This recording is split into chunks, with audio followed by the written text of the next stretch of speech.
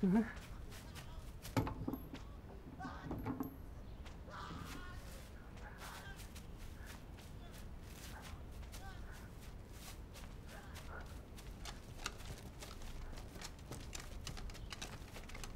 什么看？看什么看？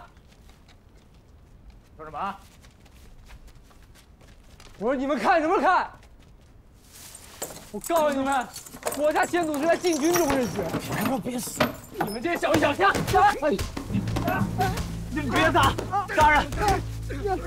注意，大人！你们别打！大人！注意，大人！别！给我老实点啊！小景哥，打你！别！不打！别打！我往死里打！别打我！你敢不敢？我不敢！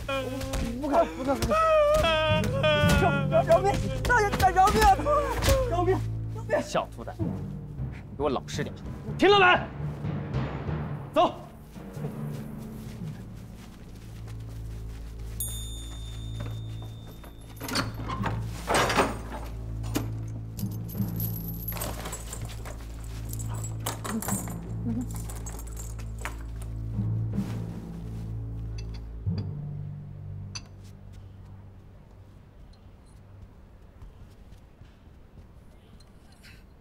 大郎，你救救你兄弟他们吧。母亲，让大郎把药先喝完再说吧。我们今天派人到牢里去打探消息，秦兵在里头被打惨了，牙都掉了好几颗呀。廷迪吓得尿了裤子，话都不会说了。还有廷伟，忽然生了重病，就剩一口气了，是吧？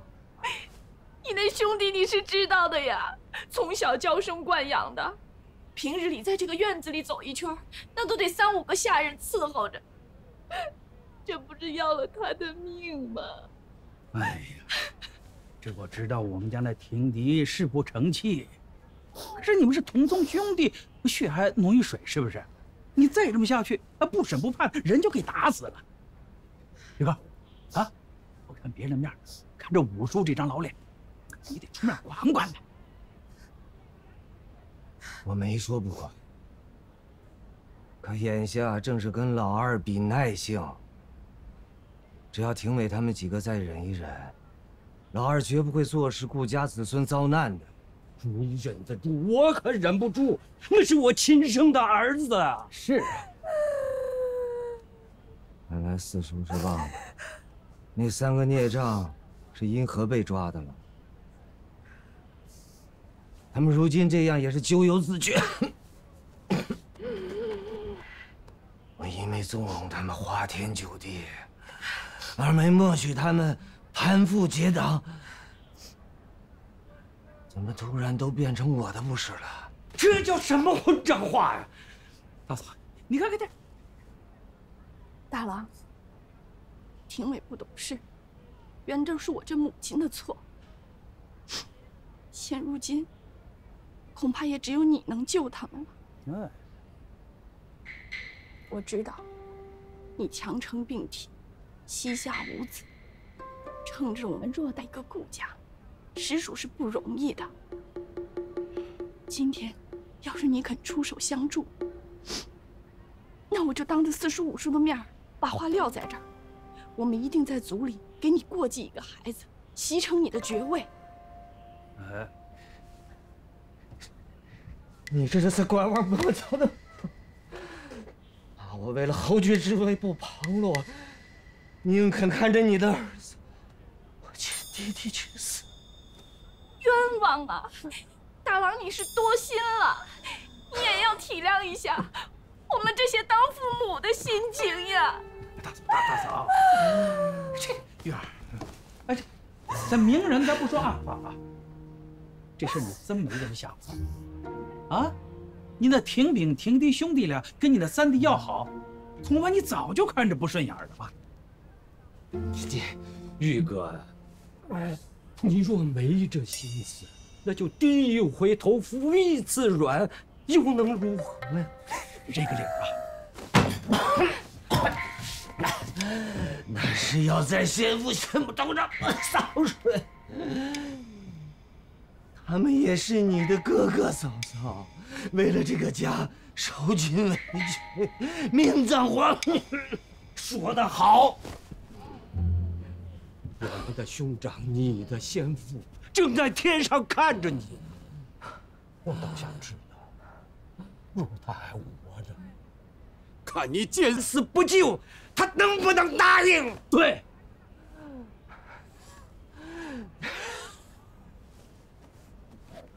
官人，官人，玉儿，快去叫郎中！愣着干嘛？叫郎中啊！叫郎中啊！快去叫郎中！赶紧的！快去叫郎中！快叫人！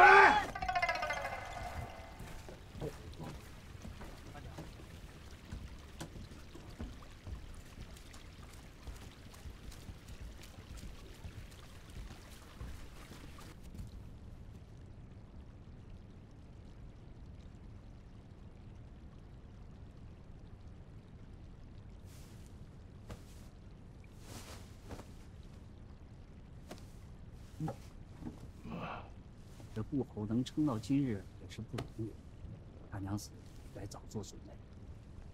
难道就真的没有指望了？我已经尽力了，要不您去太医院再看看？太医院的御医全都来过了，都说不成。我瞒了侯爷半年多，指望再寻名医，这才寻到您老爷子门下。您不是治好很多绝症吗？麻烦您再费心，再试试吧。这医者父母心，哪个郎中不盼自己能药到病除啊？只是毕竟治病救人，还要看机缘和天命。若是上天不佑，即便是华佗在世，重景重生，也是无济于事。告辞。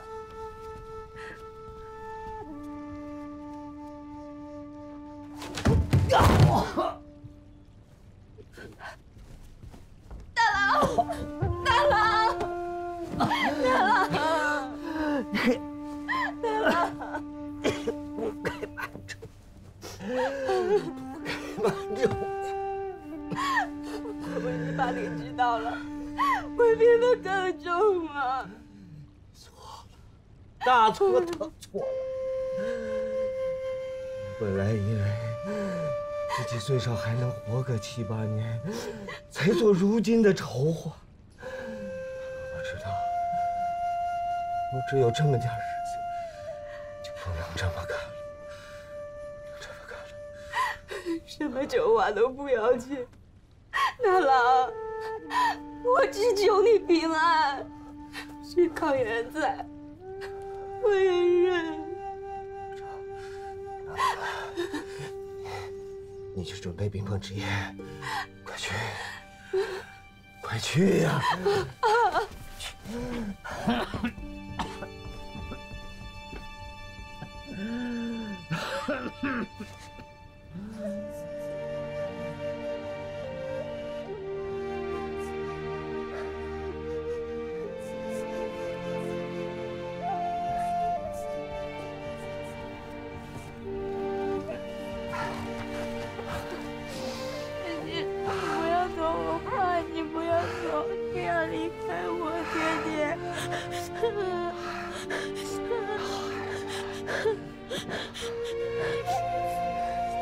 自己这次做不了主了，你爹待会儿同你说的话，你要一字一字记清楚。你是个最聪明、早慧的孩子，要是不在了，只怕你娘撑不住。要多顾着她一些，好吗？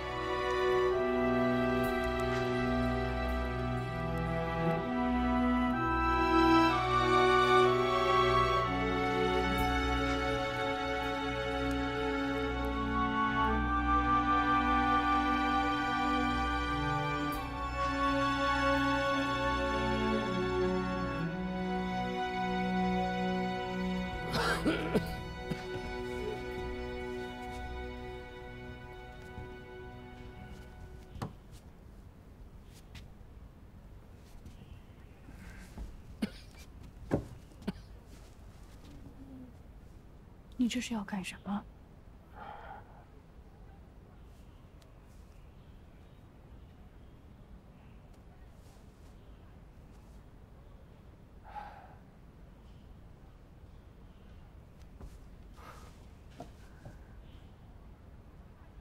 如今这局面，实在是可笑。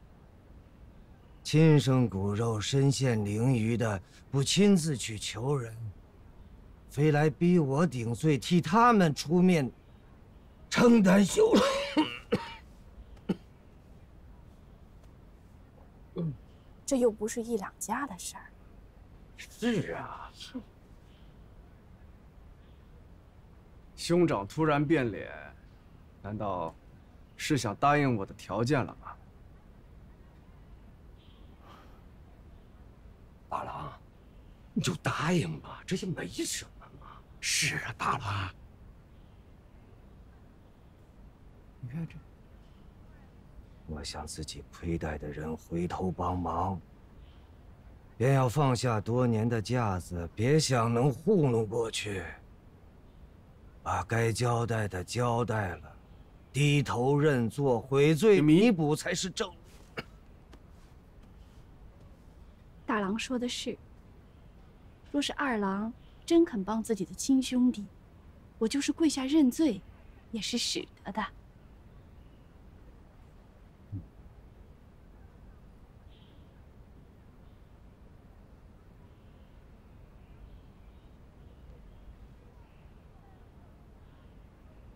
只是二郎，我想要你一句话。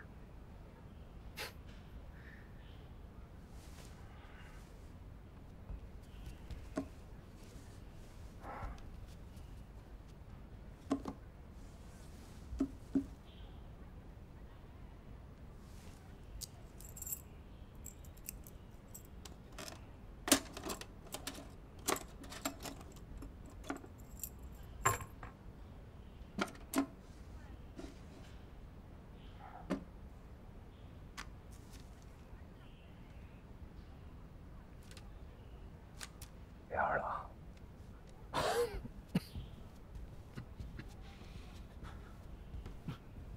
大郎，你这是做什么？这信你怎么还没？这信是父亲临终前所写，交付顾家宗族耆老。里头写着：二弟生母先白氏大娘子嫁入顾门时，曾有陪嫁。在父亲身故后，不论是否分家，陪嫁尽归次子顾廷业，折银115000两。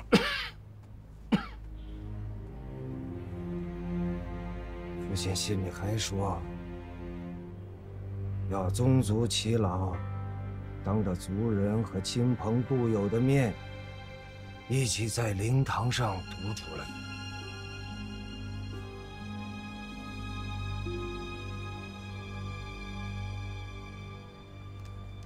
这到底是父亲所写，还是大哥写的？那时候父亲已经是回光返照，他的字你也不认得了吗？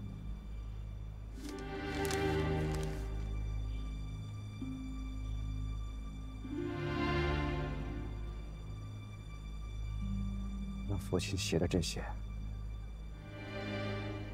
真的是他心里想说的话吗？是。父亲临走之前，一一叮嘱了后事。我先前的也是大同小异，只有你的这些，他白纸黑字写了下来。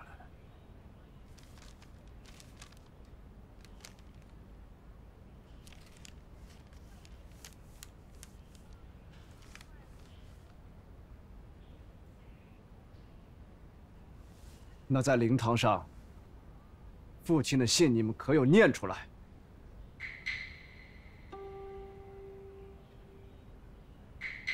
自然是没有。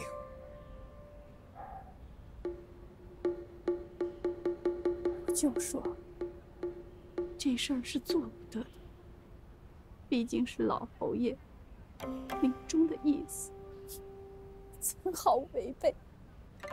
可是你们，叶哥，你别误会啊，这个长辈们是想先替你管着这些财产，不是怕你胡乱花用吗？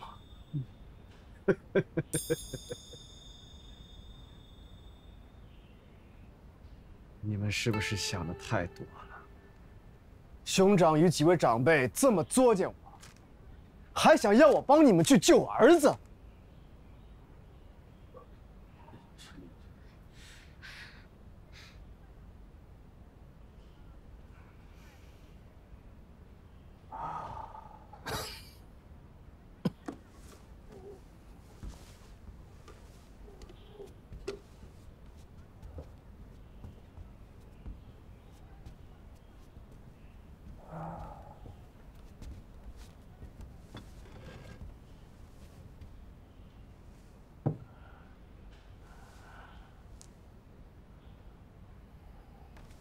大郎，这是要做什么？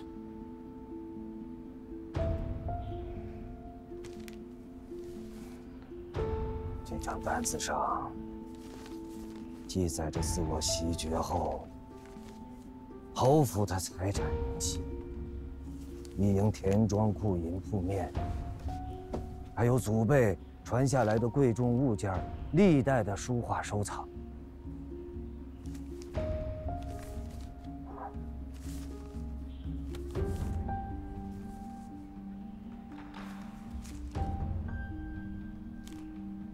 这几张文书是大约30年前，你我的祖父母为了几房子女分家时写的文契，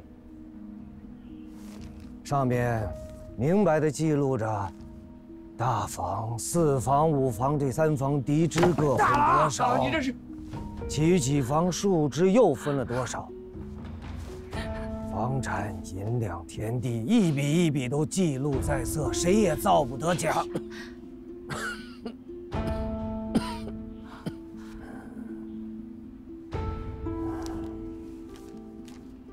兄长，你这是要把顾家的产业都交给我？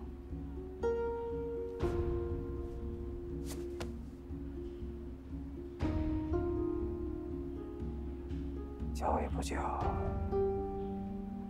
你心里有数便好。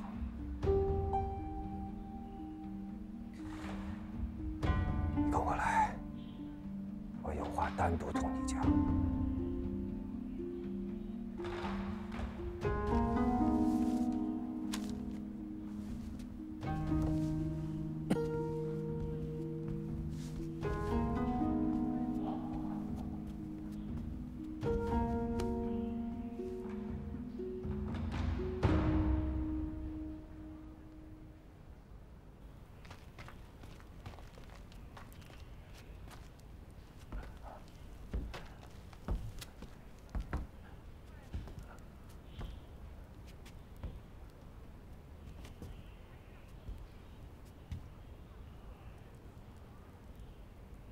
你去把灯点上吧，我没力气。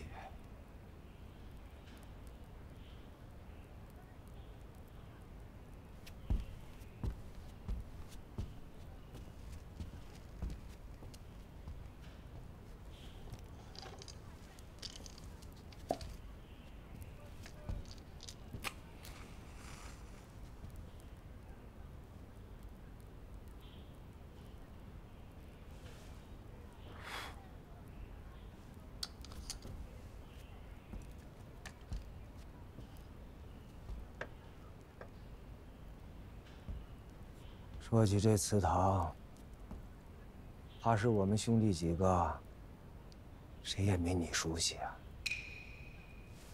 这是自然。3天一小惩，5天一大法，免不要来跪祠堂。若是天黑了还不放我出去，怕黑的小孩只能自己找火折子了。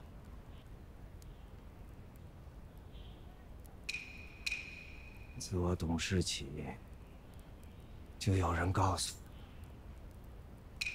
我生母秦大娘子是叫你娘害死的。不单如此，我这身病秧子也是那时埋下的祸根。顾家有什么坏事儿，全都会怪在我和我母亲的头上。我早已习以为常了。大哥找我来就想说这些嘛，我可没空同你在此追惜抚今。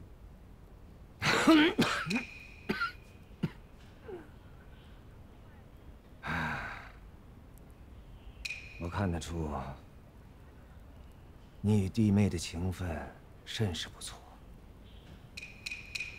你处处护着她，生怕她在顾家受半点委屈。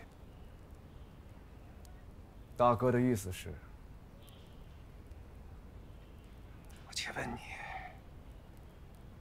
我今日家逢大难，要你休妻另娶，你当如何？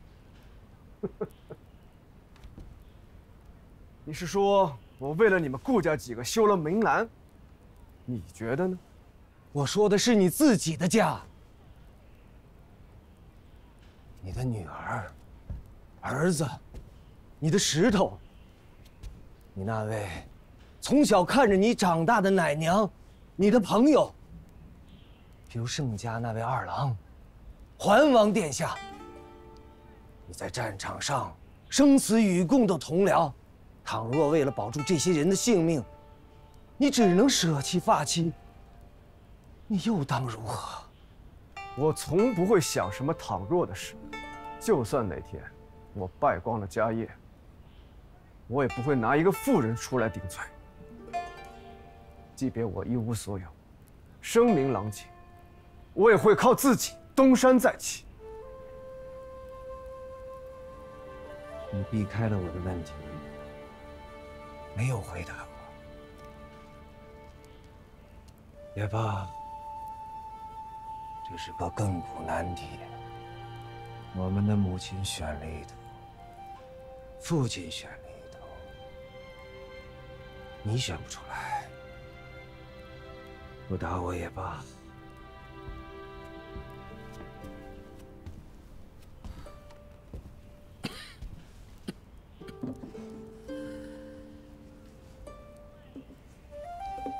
你来仔细看。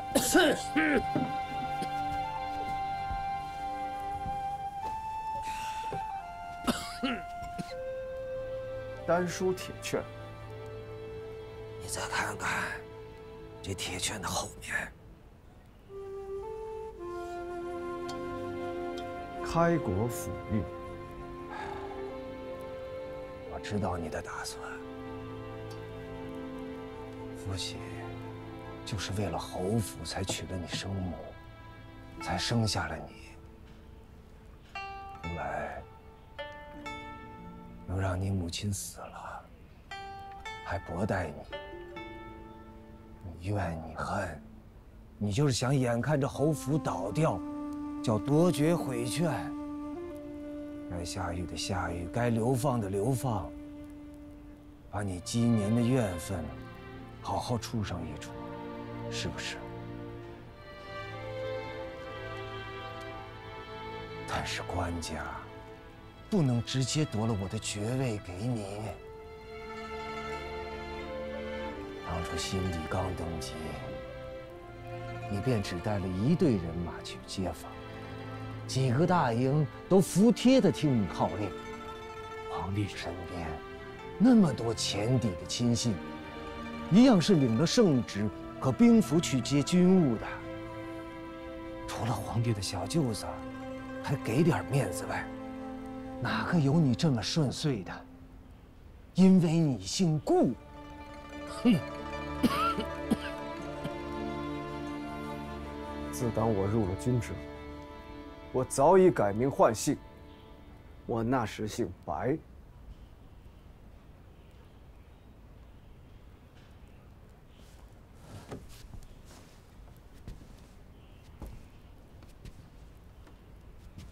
看看你的脸，再看看你跟整个宇宙都不一样的做派。你以为改了姓名，军里就认不得你了？不说出来，让你白难堪罢了。顾家几辈子的人都埋在军里了，上阵杀敌是丢脑袋的事儿，他们冲着你姓顾，才把脑袋交在了你手上。你如今的功名权位，你这身紫袍金带，是你一刀一枪杀出来的，但是也有顾家人的血，顾家人的命，你丢不下，甩不开，看不断。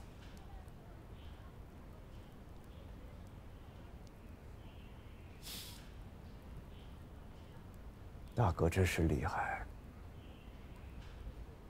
说出来的话呀，一针见血。你这么做，无非是想激将我，想让我对顾家还有一丝怜悯。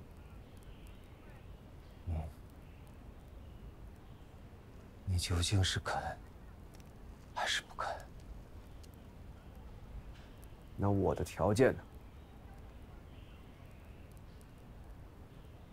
所以，我已修书上表，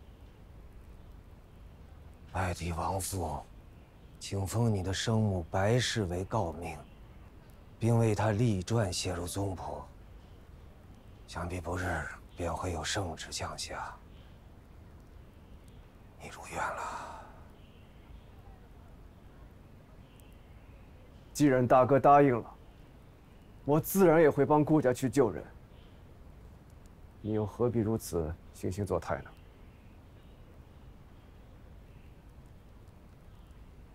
想来，我也没有多少日子了，也不会过继后嗣。你可以顺理成章的承袭这爵位，想怎么收拾外边那帮人，都有你。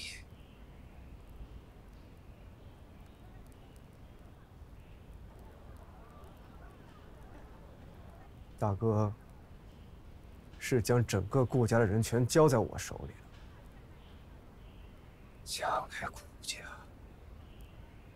终究是你说了算。你嫂嫂和你侄女儿，我就托付给你了。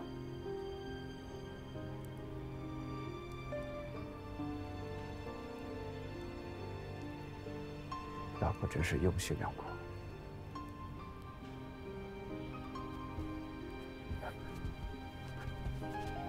父母之爱子，则为之近深远。父亲为我记过，也为你记了。我自然也要为我的贤家记一记。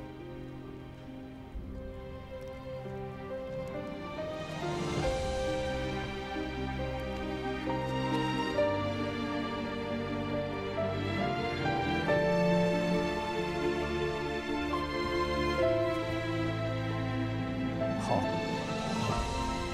我答应你。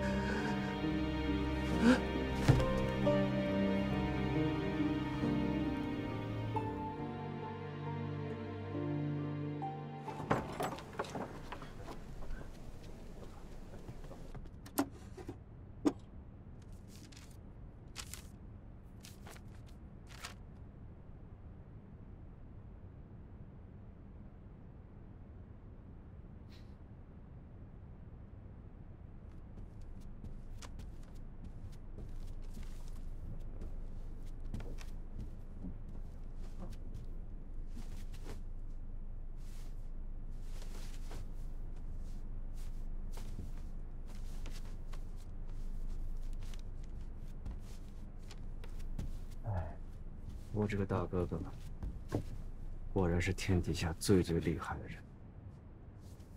他算的事儿，从来没有一件事不中。若是他身子骨没有这么弱，只怕我早已永无翻身之日，顾家都没我什么事儿了。即便他如此羸弱，你也险些无翻身之日啊！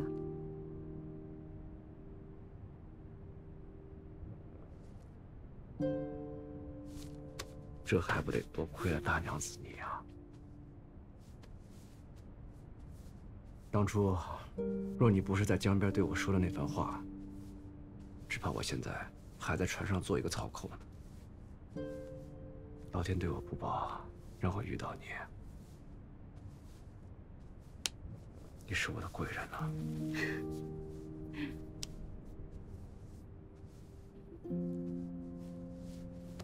其实，就算你兄长不管这些了，若是他没了，我也会善待嫂嫂和孩子的。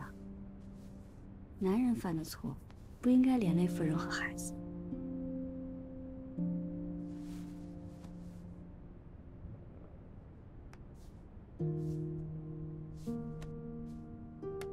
你现在知道顾家都是些什么人了吗？啥事儿都算来算去的，你以后经常要面对他们，可得长个心眼儿。这不是还有你呢吗？我身子骨好着呢。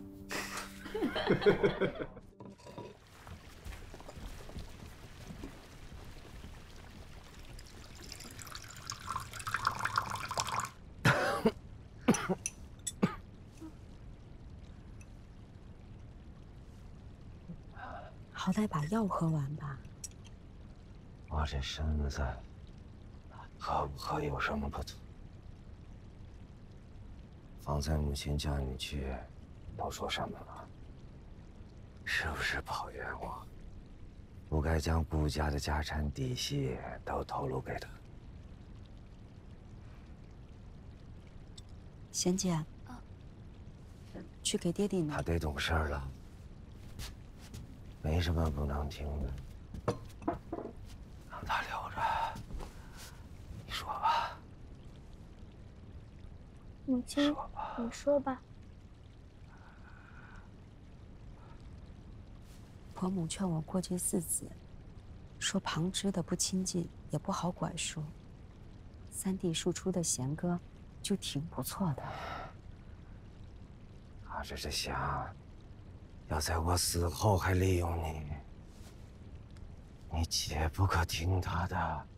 怎么？母亲让你过继3郎的孩子，无非是为了好把控。我得罪全家，向2郎卖好，就是要保全你们母女。你要记住，切不可节外生枝。我是最不信死后如何的，我唯一挂念的就是你们母女。你跟了我，也是毁了一辈子的。你别这样说，你是这世上最好的人，我便是下辈子也要嫁给你。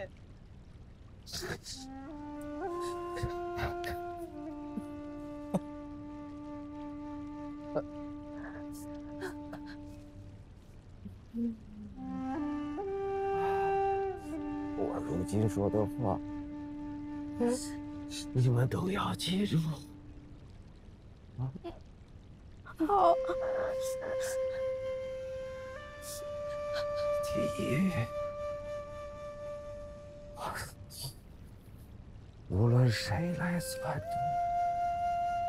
你切不可再提过继之事，这是铁律。第二，以后我二弟妹和大娘子有个什么不对付的，你切不可掺和进去。尤其是大娘子让你做什么，你一定要慎之又慎。我到这几年才看明白了的，他这人惯会拿别人当靶子的。不会吧？记住了，爹爹，我记住了。孩子，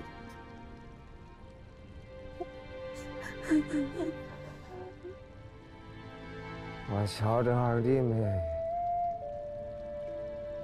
不是个跋扈可怕的，你只要做足了这2点，再对她客气些，将来贤姐和你都不用愁了。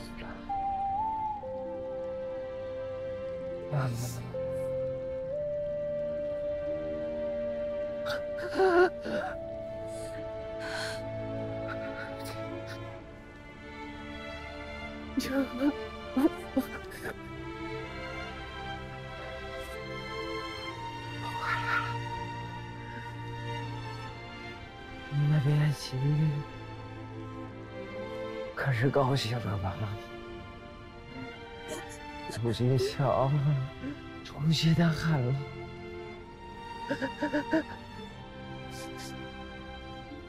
娘，您瞧，我又给您丢人了，一样都比不上小儿。大郎，大郎。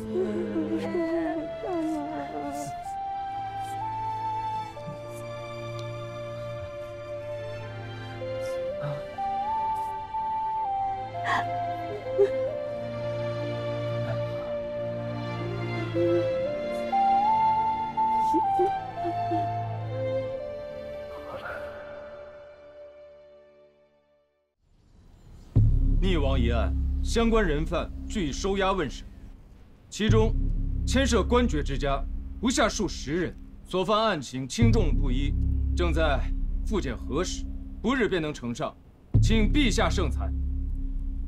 谋逆之事，绝不可姑息轻判，尔等务必要严加审查，切不可走漏一人。臣遵旨。众卿家还有何事要禀奏吗？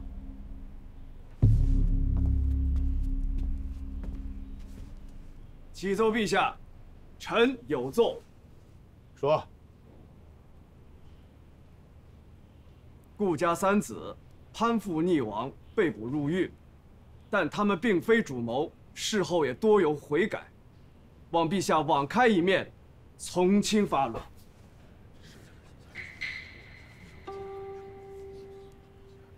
案子尚未全部审结，还没到发落的时候。陛下，我顾氏一门自我朝开国以来，东征西讨，忠心不二。我父顾彦开戍边多年，颇有战功。我哥顾廷玉袭成了爵位，但他自幼体弱多病，如今已不幸西逝。我顾家只剩老弱幼子，无以为继。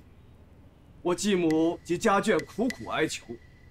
臣不得不说，还请陛下垂怜。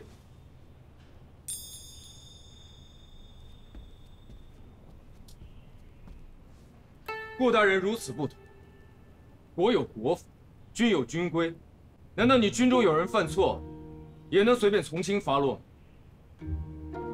他们的罪责当然不可饶恕，只是我那3位兄弟身子骨单弱，恐经不住牢狱之苦，我愿意替他们受罚。倘若杖责50，我替30；若流放，我愿意降级以待。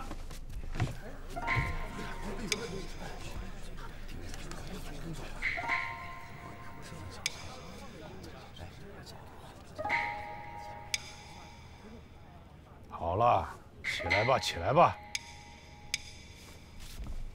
你对顾家心存仁孝，以德报怨，本是好事。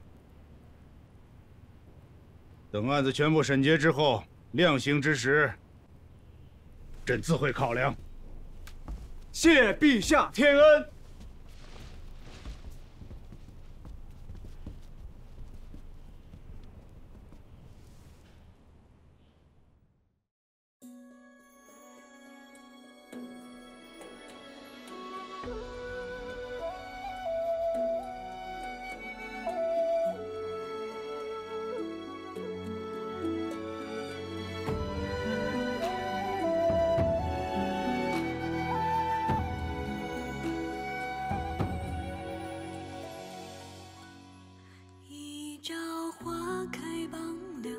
寻香无觅听候，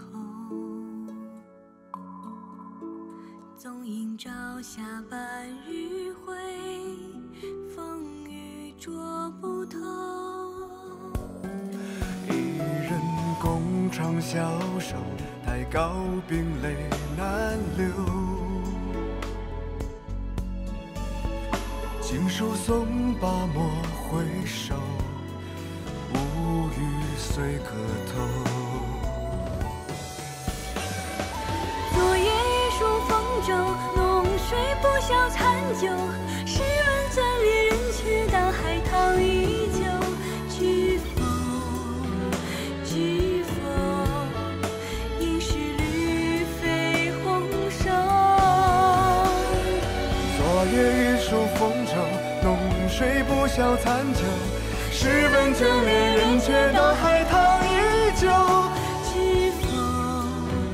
知否？应是绿肥红瘦。